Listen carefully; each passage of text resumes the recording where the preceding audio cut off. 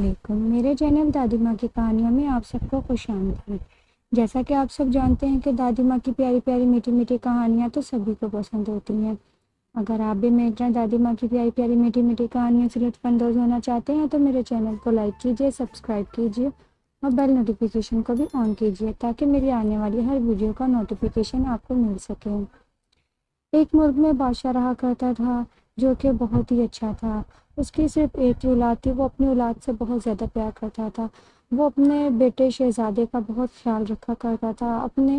اس کی لمبی زندگی کے لیے، اس کی خوشیوں کے لیے اس نے ہر وقت اپنی دربار کے خزانوں کے منہ کھولے ہوئے تھے۔ جب بھی اس کے پاس کوئی بھی آتا اسے منہ مانگا انعام دیتا۔ وہ کوئی بھی اس کے پاس اپنی کوئی بھی حاجت لے کے آتا اسی ٹائم پوری کرتا، صرف اپنے بیٹے کی وجہ سے۔ وہ صرف یہ جانتا تھا کہ اگر میں ان لوگوں کو خوش رکھوں گا یہ بدلے میں مجھے دعائیں دیں گے اور ان دعاؤں سے میرے بیٹے کی قسمت اچھی ہوگی، میرا بیٹا خوش رہے گا اور اللہ تعالیٰ میرے بیٹے کو بہت سی چیزوں سے نوازے گا۔ وہ اس لالچ میں اپنے بیٹے کی محبت میں لوگوں کا اتنا خیال رکھا کرتا تھا۔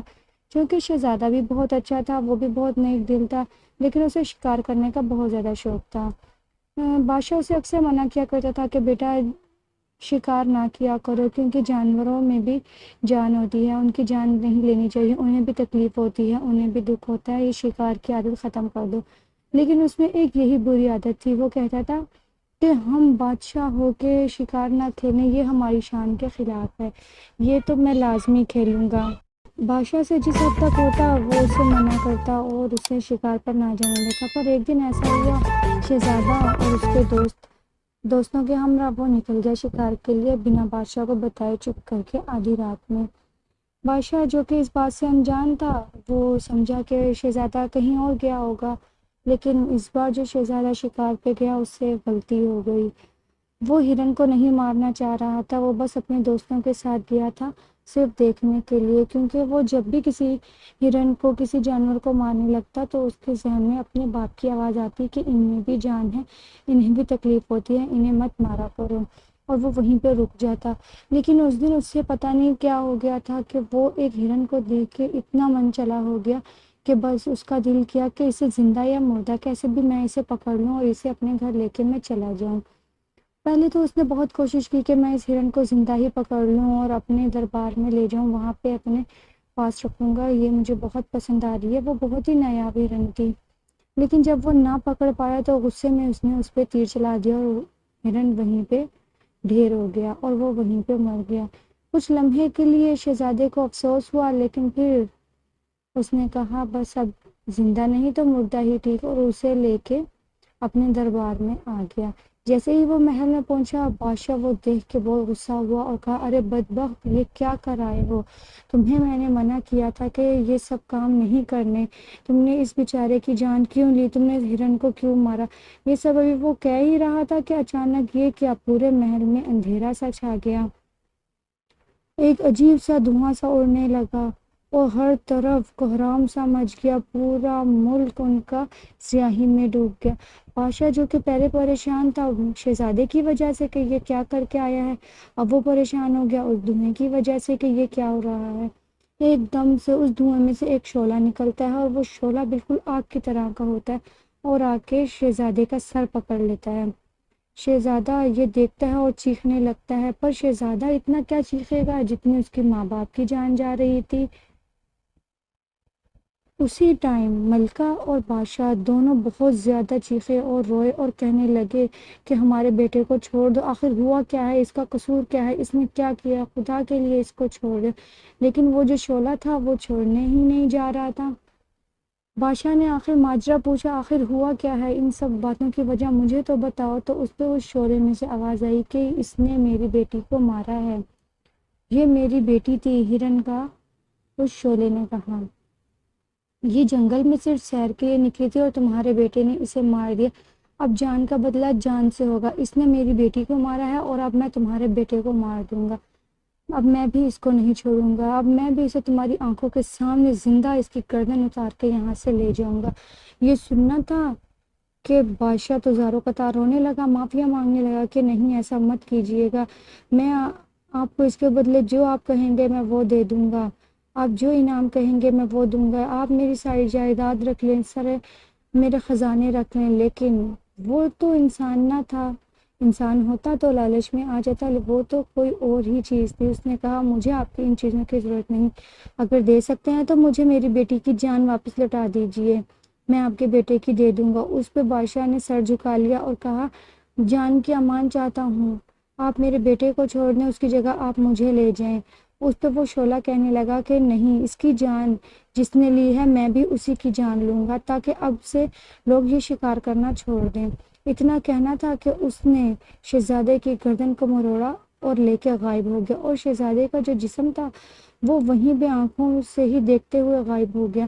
لیکن اس بات سے بادشاہ اور ملکہ انجان تھے، جو اس کا جسم تھا وہ باہر باغ میں ایک پھول کی شکل اختیار کر گیا تھا، اور جو اس کا سر تھا وہ ایک دور وادیوں میں لے گیا تھا، وہاں پہ جا کے اسے برف کا بنا دیا تھا اس نے۔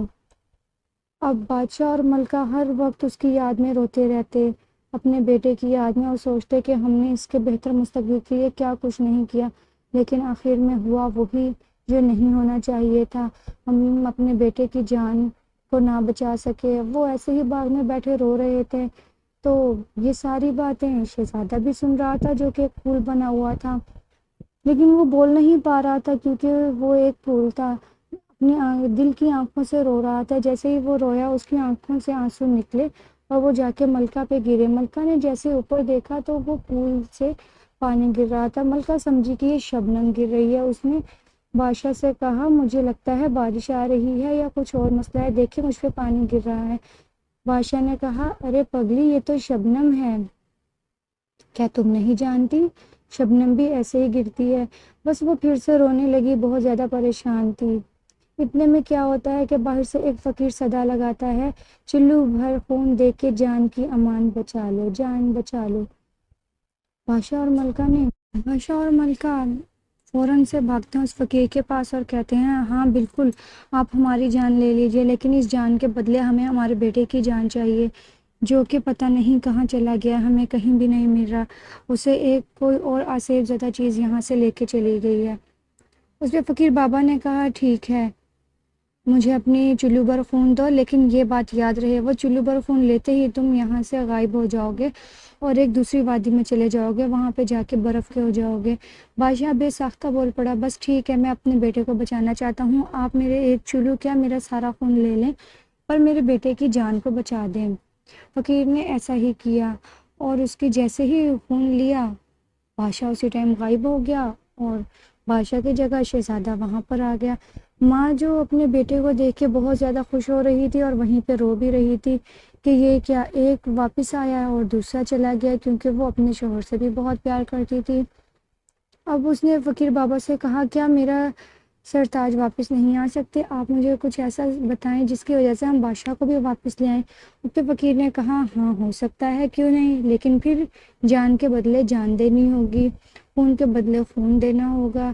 اس پہ اسی ٹائم شہزادے نے کہا میں اپنے باپ کو بچا کے لے کے آؤں گا، اور وہ فقیر کے بتائے ہوئے راستے پہ چل پڑا اور وہاں پہ جا کے اس نے بادشاہ کو ڈھونڈ لیا، اور اب وہ اس کو بچانے ہی والا تھا، اسے سمجھ نہ آ رہی تھی میں کیا کروں۔